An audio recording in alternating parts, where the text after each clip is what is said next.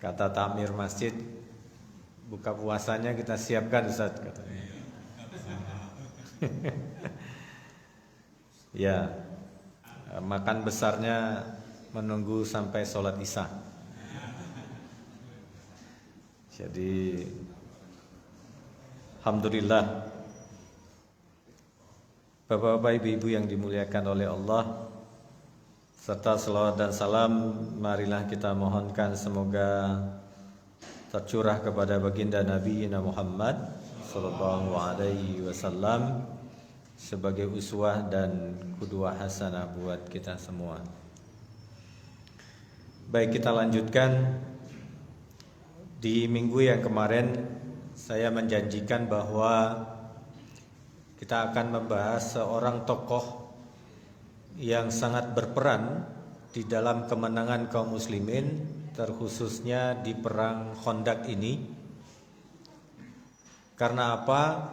Karena perang Khandaq ini perang yang mustahil, ya.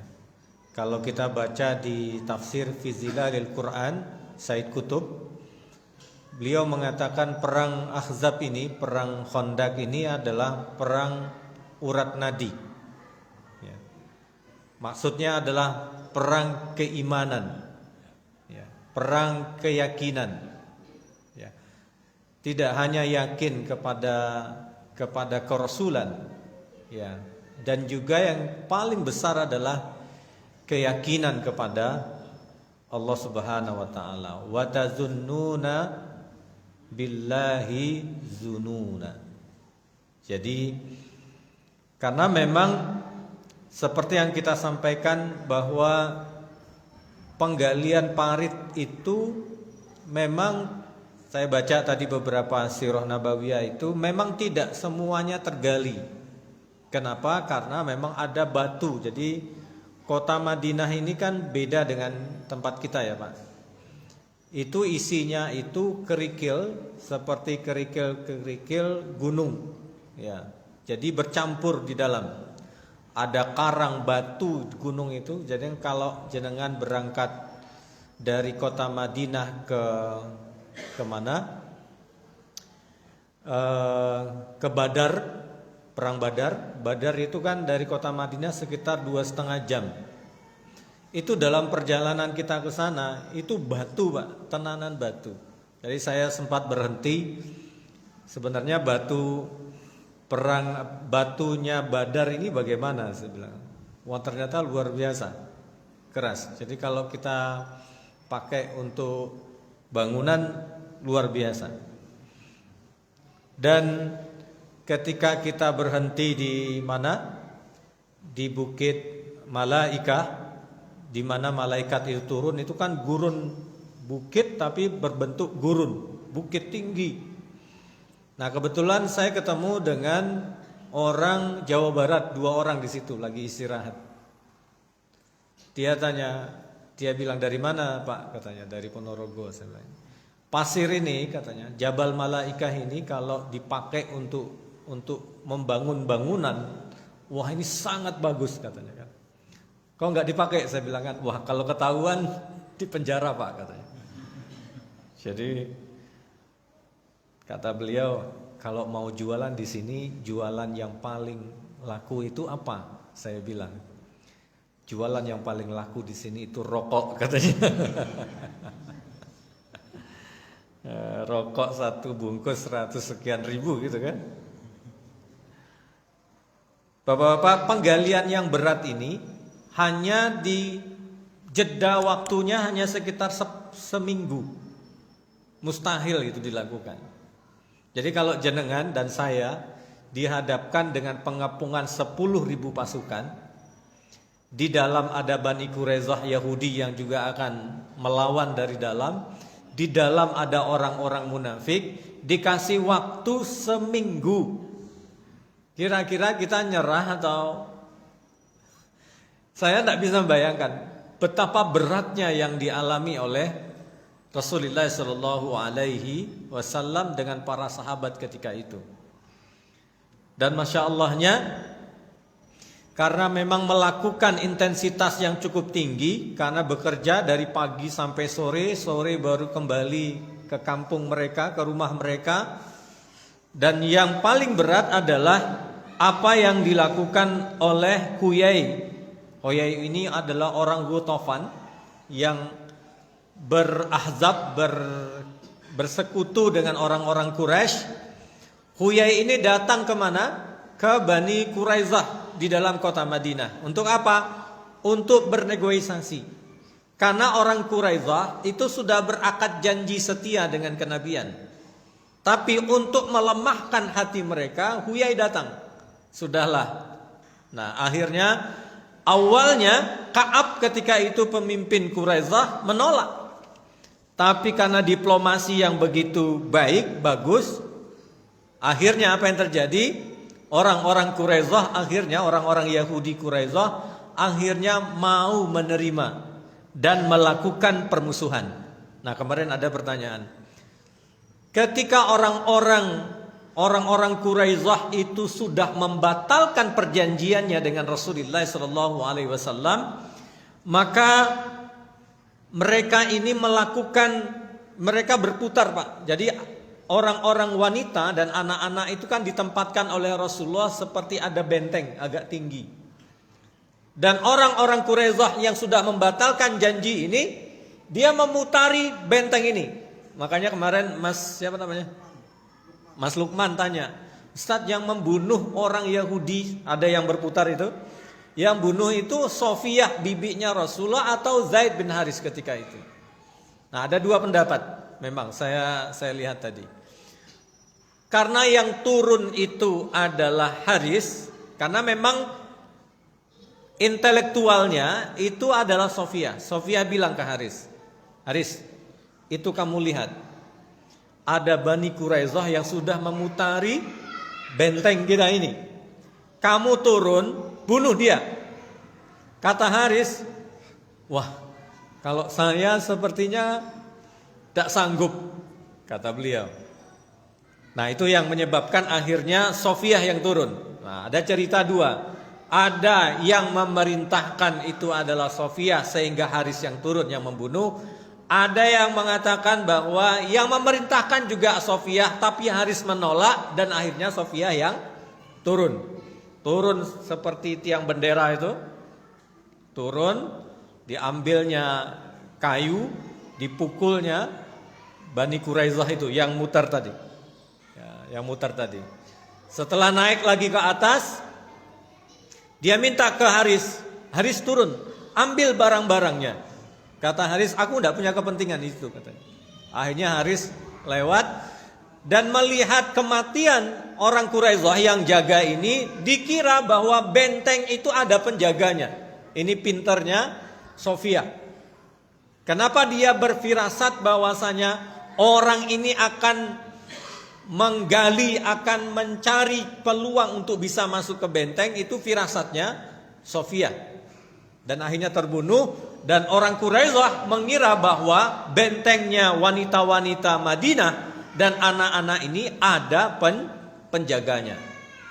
Nah, mulailah kabar berita sampai ke Rasulullah SAW bahwa Bani Quraizah berkhianat.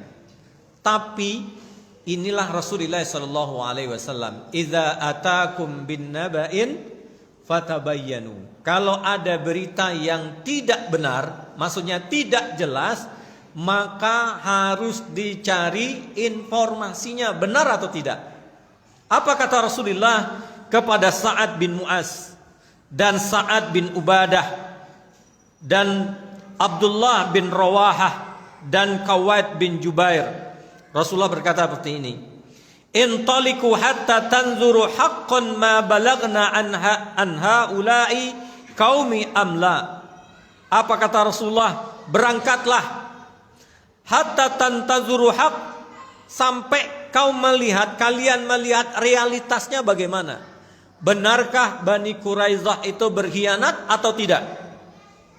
Fa in kana haqqan, kalau itu benar kata Rasulullah, fa alkhinu ila lahnan a'rifuhu, La tufadnatu fi a'dha'in nas. Kabarkan kepadaku, jangan sampaikan kepada orang lain. Maksudnya Rasulullah tidak pingin kaum muslimin merasa resah. Jadi Rasulullah itu tahu aspek psikologi yang akan terjadi kalau berita pengkhianatan Bani Quraisyah itu benar-benar dialami oleh kaum muslimin. Wa in kana alaina wafa'in fajharu bihi linnas. Dan kalau memang itu tidak benar, kata Rasulullah sallallahu alaihi wasallam, maka sampaikan kepada manusia. Maksudnya kalau berita itu tidak benar, bahwasanya orang-orang Quraisyah itu tidak berkhianat, maka sampaikan kepada kaum muslimin. Supaya apa? Untuk menguatkan hatinya. Ternyata diselidiki, ternyata pengkhianatan itu benar adanya. Apa kata mereka? Sambil mencaci baginda Nabi Muhammad, Bani Quraisyah ini. Ya, Bani Quraisyah ini mencaci Nabi. Man Rasulullah? Siapa itu Rasulullah? La ahda bainana wa baina Muhammadin wala aqda. Siapa Muhammad? Kami tidak ada perjanjian sedikit pun dengan Muhammad. Mereka datang ke Rasulullah menyampaikan ini. Apa kata Rasulullah? Sungguh mereka telah berkhianat. Jadi di dalam kondisi sempit itu apa yang mungkin akan terjadi? Salah satunya adalah pengkhianatan. Ya, sejarah kita di Indonesia sudah cukup ya Pak, berdarah-darah. Ya. Berdarah-darah tentang pengkhianatan. Ya, tidak hanya dari luar Pak, dari dalam pengkhianatan itu. Kapan pengkhianatan itu terjadi? Kalau isi perutnya kosong. Jadi kalau lapar Pak, lapar itu membuat mata orang bisa melihat sesuatu bisa menjadi 4. Mimbar ini berapa? 1 ya, masih waras sih. Saya kira udah 4 mentang-mentang puasa 10 Muharram. Jadi pengkhianatan itu bisa terjadi dalam kondisi lapar. Nah, lapar itu kan kondisi fisik sebenarnya. Tapi nanti kita lihat. Kan kemarin itu bahwa Zubair menawarkan makanan. Ternyata yang datang 1000 orang. Setelah itu batu besar bisa dipecahkan oleh Rasulullah SAW. Nuaim membawa korma dengan 1 genggam menjadi banyak sedemikian rupa. Jangan tahu sebabnya apa. Nah, ini yang tidak ada dalam kitab ini. Tadi saya baca di beberapa kitab sirah.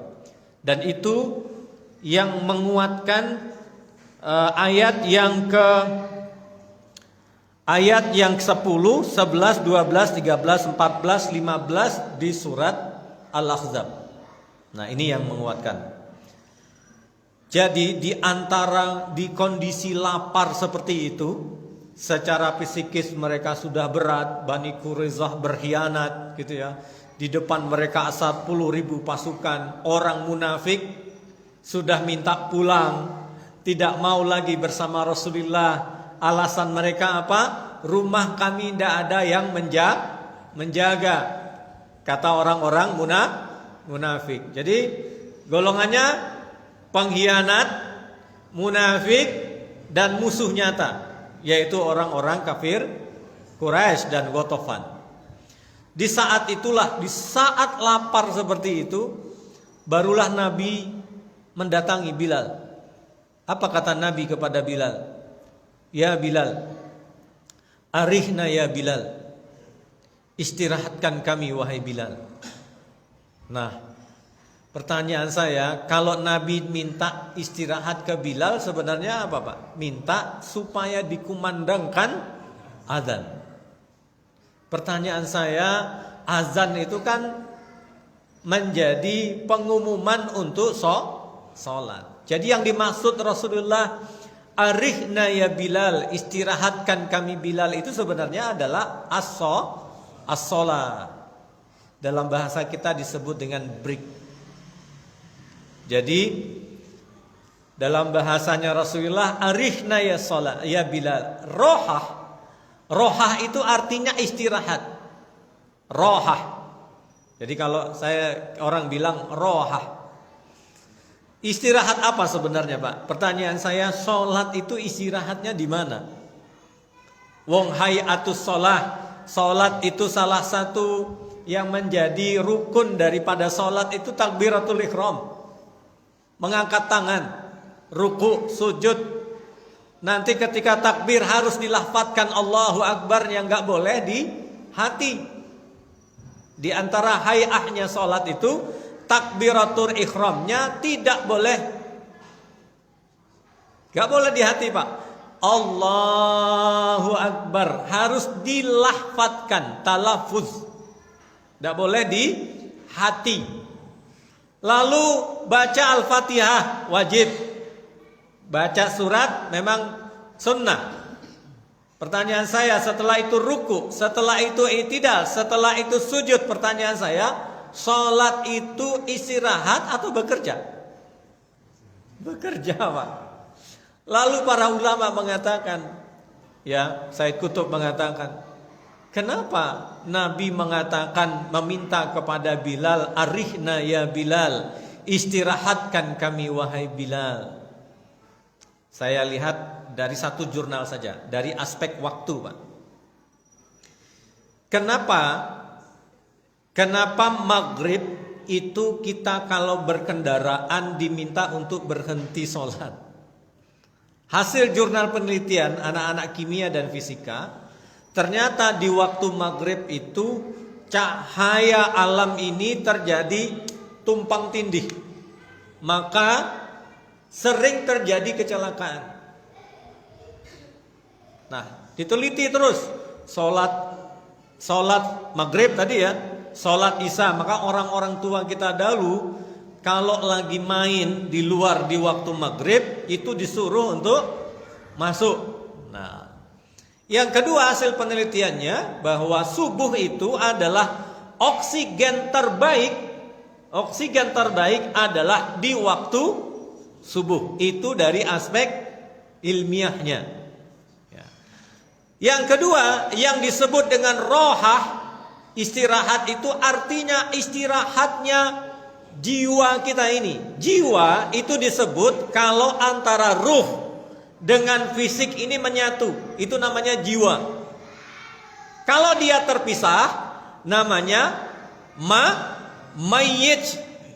Namanya mayyit.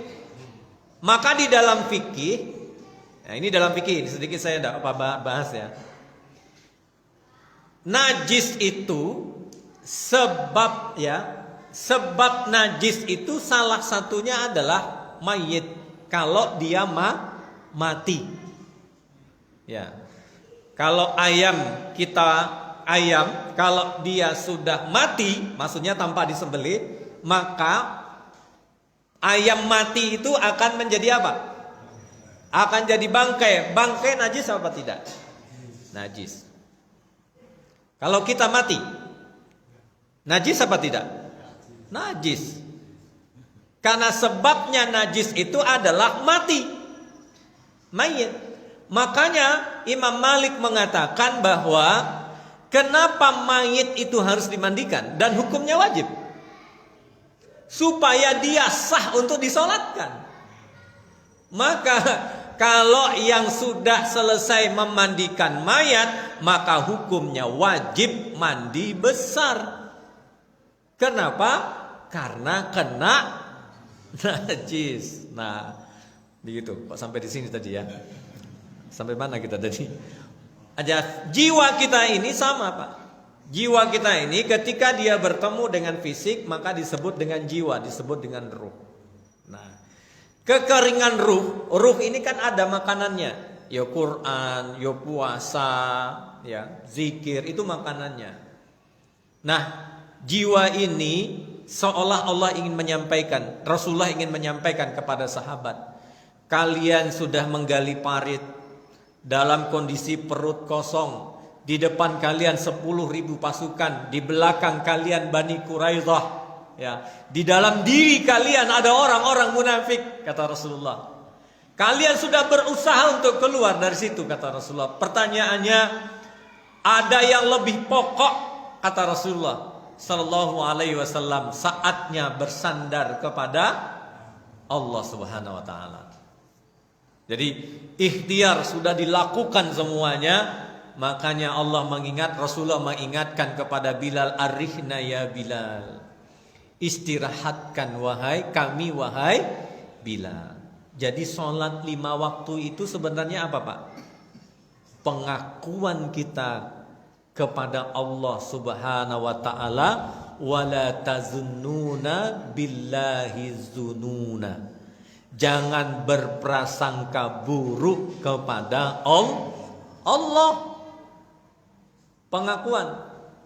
Pengakuan kita sesungguhnya itu ada di dalam solat kita, bahwasanya kita tidak mungkin akan berprasangka buruk kepada Allah Subhanahu wa taala.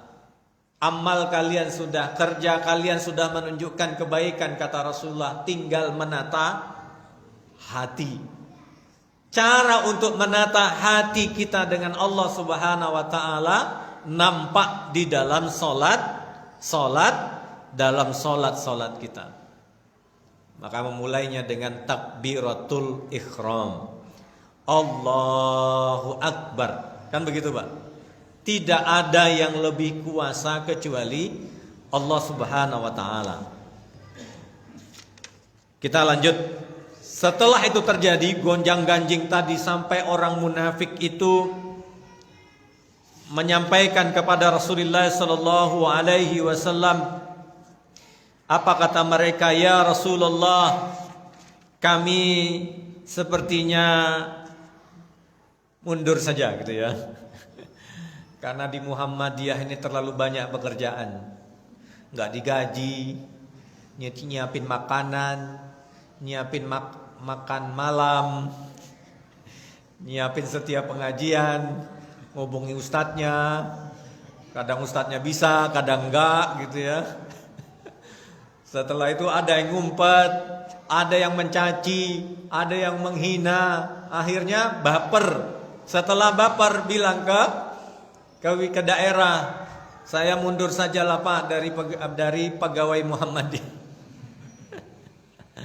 Masya Allah. Kalau dalam kondisi normal itu wajar Pak. Maksudnya dalam kondisi normal. Kalau dalam kondisi Ahzab ini kondisi yang tidak normal. Memang diuji. Mana yang emas, mana yang batu. Benar-benar terlihat mana yang emas, mana yang batu. Apa kata orang munafik? Inna buyutana auratun min aduwi. Rumah kami itu aurat, gak ada yang jaga ya Rasulullah. Fa'adzin lana an nakhruja fanarji'a ila darina fa inna kharijal Madinah. Izinkan kami ya Rasulullah untuk pulang ya Rasulullah. Jenengan paham maksudnya? Pahamnya ya Rasulullah, kami minta izin tidak ikut dalam perang ini. Kalau saya yang jadi pemimpin ketika itu, yang pulang-pulang itu, nanti Pak, kira-kira saya apain? Setelah perang Ahzab, yang pulang-pulang itu tak panggil Pak. Rasulullah sallallahu alaihi wasallam diam Pak. Tak bicara sama sekali. Tidak juga mengumbar si fulan penakut, si fulan penakut, si fulan munafik, si fulan. Rasulullah sallallahu alaihi wasallam tidak mengambil itu. Tapi Allah Maha tahu tentang siapa.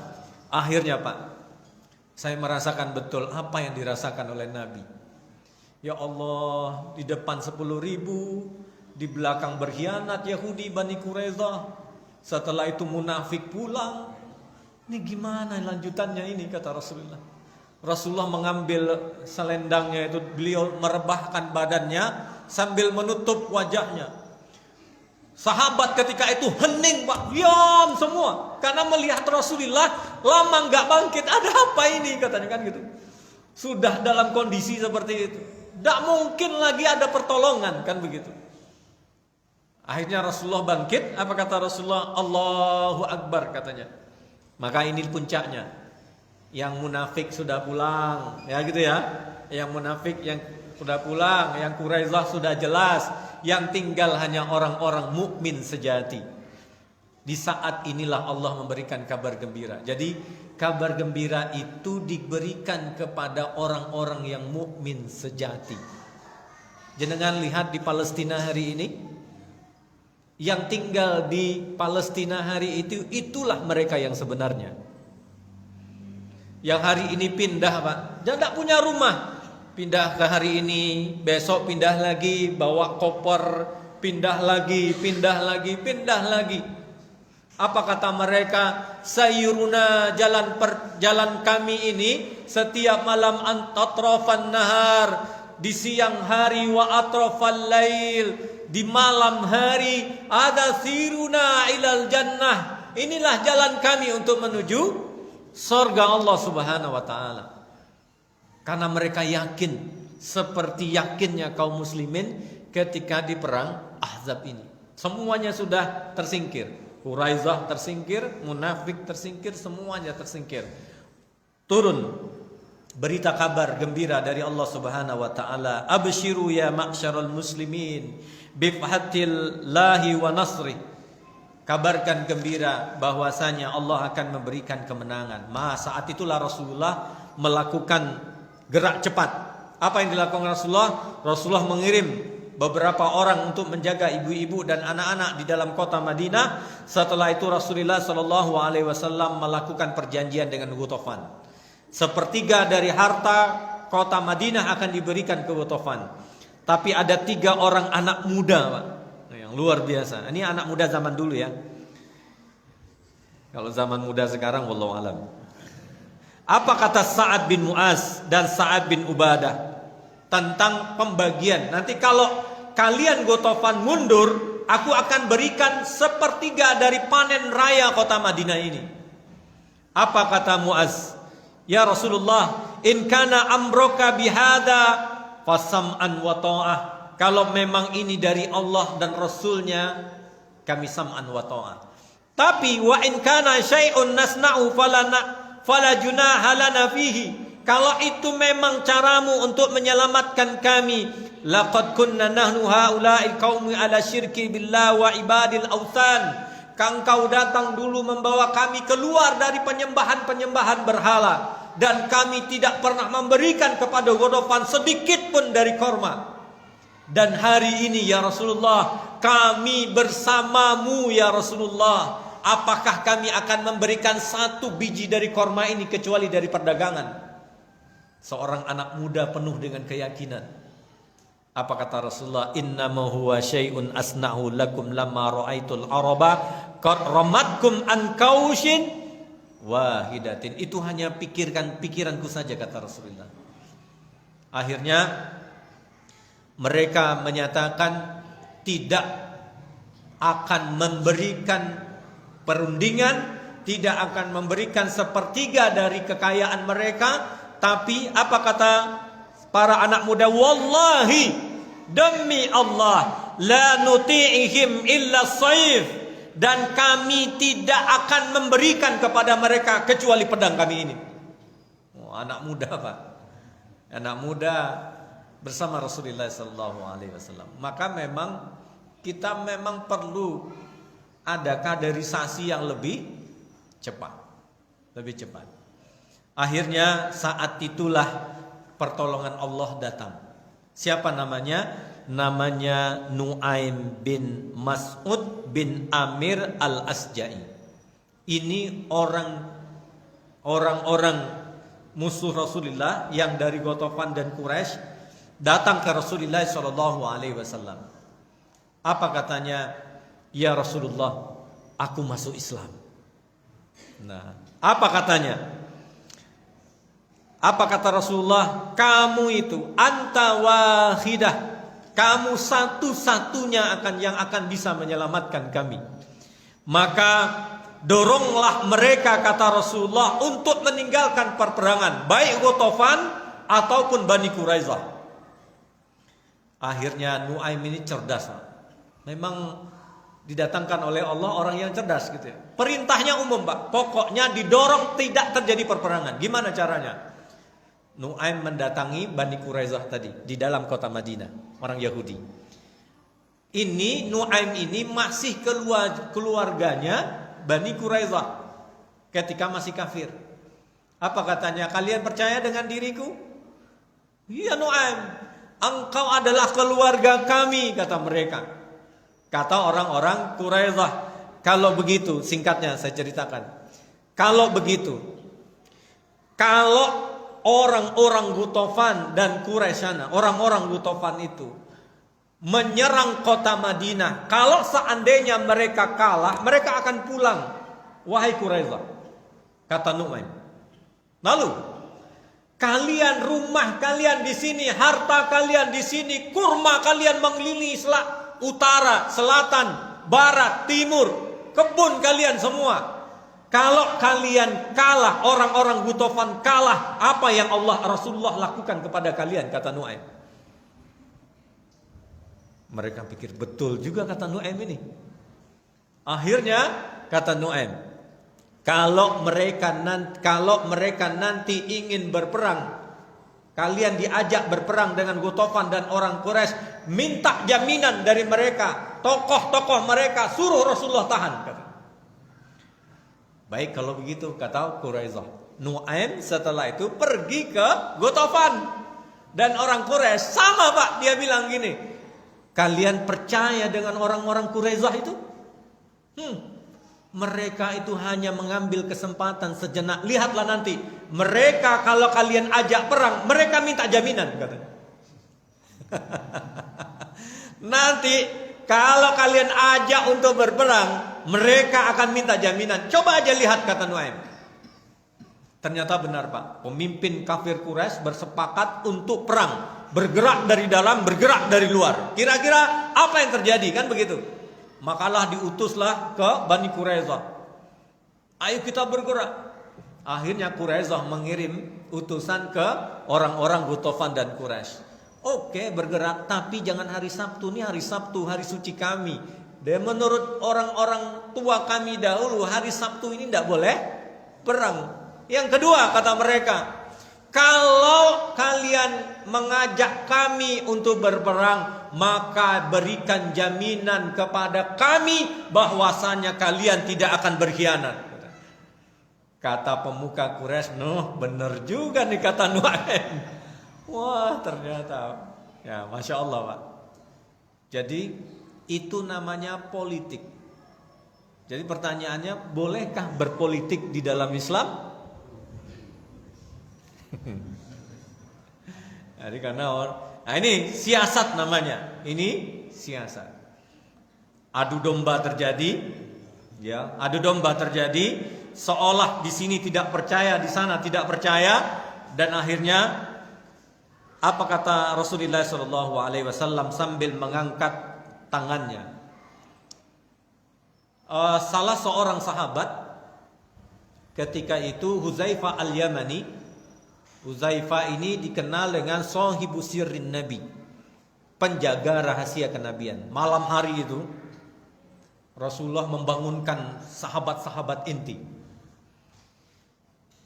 Siapa yang berani masuk ke tenda pemimpin-pemimpin kafir Quraisy itu malam ini, kata Rasulullah, tugas kalian mencari berita, tidak membunuh siapapun, pokoknya balik selamat ke sini, kata Rasulullah.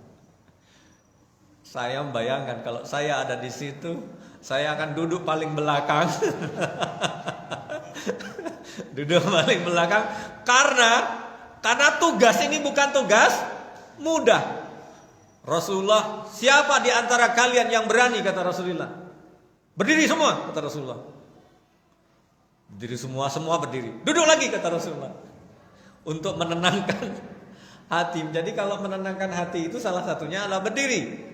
Jadi kalau kita lagi gugup, berdiri Pak. Nah kalau gugup berdiri, duduk. Kata Rasulullah, berdiri semua. Karena tegang Pak malam itu. Untuk memastikan bahwasanya apakah mereka melanjutkan perang atau tidak. Duduk lagi kata Rasulullah. Tidak ada Pak yang berani. Ada Ali di situ, ada Abu Bakar. Bukan tak berani ya, tapi tantangan ini berat. Rasulullah melihat. Kamu, kata Rasulullah, menunjuk Hudzaifah al-Yamani. Sami'na wa ata'na. Sami'na wa ata'na, kata Bani Quraisyah. Bapak Hudzaifah al-Yamani berdiri. Tugasmu mencari berita malam hari ini. Ya Rasulullah. Berangkatlah Hudzaifah al-Yamani mengendap-ngendap di tengah tenda-tendanya kafir Quraisy itu. Persis Pak, Allahul Qadar, mereka sedang rapat paripurna. Tertutup. Ya, karena APBN habis. Lagi rapat paripurna, masuklah Hudzaifah al-Yamani, duduk Pak. Karena gelap. Nah, karena gelap, kata Abu Jahal, karena yang memimpin perang ini kan Khalid bin Walid Pak. Wah, Khalid ini luar biasa. Mendengar namanya Khalid itu kan sudah menakutkan Pak. Apa kata Abu Sufyan? Coba cek kiri kanan kalian, supaya saling mengenal antara satu yang lain. Ya. Kan saling itu bertanya, kamu siapa? Kamu siapa? Ya. Hudzaifah al-Yamani itu dia tidak kehilangan akal. Sebelum ditanya, dia nanya duluan. Namamu siapa? Katanya, kamu siapa? Akhirnya kan dia tidak tidak ditanya. Apa kata Hudzaifah al-Yamani ketika bercerita setelah pulang? Aku itu sedang memegang tombak, kata Hudzaifah al-Yamani, bagiku untuk menyelesaikan 3-4 orang pemimpin Quraisy malam hari itu selesai. Tapi amanahnya adalah mencari berita, kata Hudzaifah al-Yamani. Kalaulah tidak terpikir olehku amanah Rasulullah sallallahu alaihi wasallam, siapa? Abu Jahal, Abu Sufyan, Khalid bin Walid malam hari itu habis, kata Hudzaifah al-Yamani. Tapi tidak diambil peran itu. Berita mengatakan, kata Abu Sufyan, sepertinya kita sudah dihanati oleh Bani Quraisyah. Yang kedua, Gutofan mulai sudah memalingkan hatinya kepada kita. Kalau saya, kata Abu Sufyan, saya pulang, katanya kan. Pulang, kata Abu Sufyan. Sahabat yang orang-orang kafir Quraisy, pemimpin yang lain mengatakan, iya ini kita sudah pulang aja, tidak mungkin lagi ini. Karena lama Pak, mulai dari bulan Syawal sampai akhir Dzulqa'dah. Kan lama itu. Kuda makanan sudah mulai berkurang, dan benar-benar. Dan saat itulah setelah pulangnya Hudzaifah al-Yamani ke kota Madinah, menyampaikan berita ini ke Rasulullah SAW. Saat itulah Rasulullah mengangkat tangannya di depan para sahabat. Ini doa ini masyhur. Ya, tapi jangan dipakai sembarangan ya. Allahumma astur auratana. Apa kata Rasulullah? Ya Allah, tutuplah kelemahan kami. Kita ini lemah Pak. Fisiknya lemah. Apalagi kita ini orang Indonesia ini. Umur ya paling lama ya 60-70 tahun. Yo kaya gak terlalu kaya. Yo infaknya juga gak terlalu banyak ya. Terus apalagi pokoknya kita ini lemah lah Pak. Lemah. Kalaupun kita ini Pak, kalau orang-orang Turki, orang-orang Maroko, maaf ya, orang-orang Palestina, saya ini muhasabah untuk saya juga. Mereka itu Pak, satu hari seperti ini mereka bisa menyelesaikan sampai 5, 10, 15 juz per hari tilawah Quran tanpa membaca Quran, tanpa buka Quran. Artinya hafal Quran. Lah kita Pak, wiridan kita dari pagi sampai hari sampai maghrib ini kira-kira berapa ribu? Berapa ribu? Ya, itu pun terkadang habis sholat assalamualaikum warahmatullahi lalu minggat gitu kan. Sholawat tidak pernah gitu ya. Ya pernah tapi sekali-kali gitu kan. Nah, apa kata Rasulullah? Allahumma astur raw'atana. Ya Allah, tutup kelemahan kami ini ya Rasulullah, ya Allah. Wa amin raw'atina, dan hapuslah kecemasan kami ini. Ada yang suka cemas? Dikit-dikit cemas. Besok makan apa gitu ya. Besok sekolah anak-anak gimana? Ya. Cemas ya, serba cemas. Ya. Uang habis, cemas. Beras habis, cemas gitu ya. Apalagi yang cemas Kak? Pokoknya cemas saja. Maka doalah dengan doa ini. Allahumma astur auratina wara'i wa amin rawatina. Nah, jadi dan setelah itu doa ini dilanjutkan oleh doa Rasulullah SAW sebagai penutup perang Ahzab. Allahumma manzilal kitab, ya Allah engkau yang menurunkan kitab. Kalau Anda hafal bahasa Arabnya, bahasa Indonesianya boleh ya. Allahumma munzilal kitab, ya Allah engkau yang menurunkan kitab. Kitab berarti doa dengan mukjizat kitab, dengan asma Allah dan sifatnya Allah. Sari al hisab, paling cepat hisabnya. Ahzimul ahzab, ya Allah hancurkan sehancur-hancurnya ahzab ini ya Allah. Maksudnya orang-orang Ghatafan dan Quraisy. Allahumma ahzimhum wa zalzilhum, kalahkan mereka dan porak-porandakanlah mereka. Nah, ini doanya Rasulullah SAW. Setelah itu angin bertiup kencang, tenda-tenda habis semuanya, tidak berhenti-henti, hembusan angin dingin luar biasa. Nah, itulah yang menyebabkan akhirnya Abu Jahal, aku pulang elah, gak kuat lagi. Dan insya Allah nanti di rakaat terakhir kita akan kunut ya. Kunut mendoakan saudara-saudara kita di Palestina.